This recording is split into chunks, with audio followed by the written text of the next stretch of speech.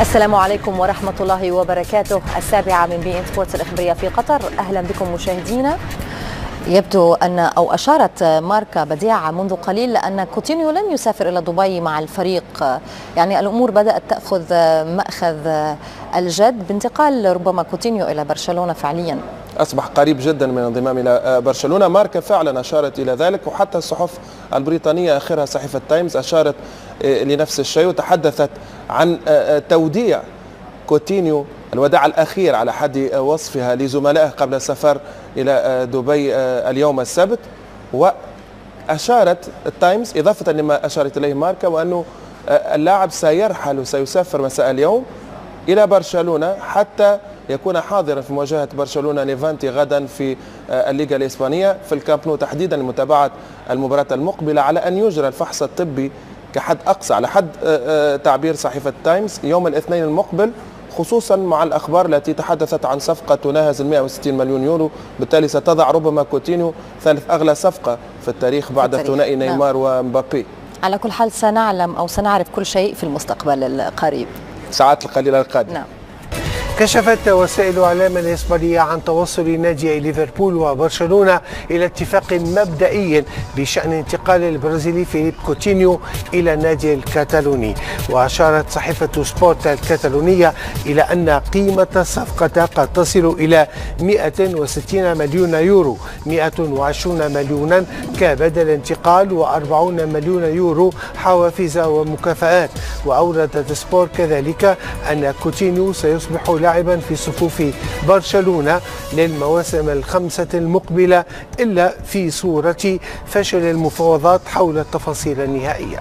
بكم مشاهدينا من جديد. بحضور أكثر من 12,000 مشجع، أجرى برشلونة حصة تدريبية مفتوحة أمام الجماهير والإعلام في إطار بادرة سنوية. وبعد نهاية هذه الحصة التدريبية قام اللاعبون بزيارة للأطفال المرضى بأحد المستشفيات. مراسلنا أشرف بن عياد وتفاصيل. كان يوما مختلفا للغاية بالنسبة لجماهير برشلونة التي تترقب مع بداية كل عام الحصة التدريبية المفتوحة في ملعب الميني. فبعد يوم واحد من مباراة الكأس على أرض سيلتا فيغو، حضر نجوم البارسا للاقتراب من عشاقهم في مبادرة سنوية تبعث الفرحة بين الصغار والكبار.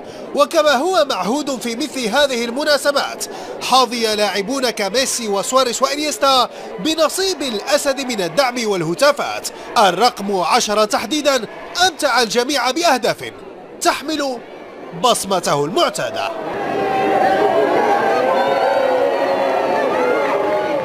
في ظل غياب رافينيا وأردا وأمتيتي والكاثر لأسباب مختلفة، فتح برشلونة المجال أمام جماهيره من أجل الاستمتاع بلحظات جميلة هي خطوة يتمنى عاشق البلاوغرانا أن تتكرر أكثر خلال الموسم. Yo creo que tendría que ser como mínimo 2 veces al año, ¿no? Ya una es poco, ¿no? La gente, supongo que los niños quieren acercarse a los jugadores, se quieren verlos, se quieren ver cómo entrenan. Los niños encantados, muy contentos, sí. Ah, perfecto, sí. Esto sobre todo para los niños y los días de Reyes es mucha ilusión para ellos. Ver a sus ídolos, ver a sus jugadores. Messi es el mejor y quiero verle en un partido de fútbol jugar y que me dé la mano que me choca. Messi, porque es mi jugador favorito.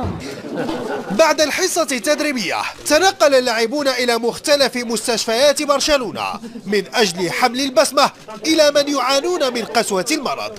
ومن خلال هذه الصور تتأكد قيمة دور النجوم الكبار الذين يمثلون قدوة للعديد من الأطفال. أشرف بن عياد، بي إن سبورتس، برشلونة.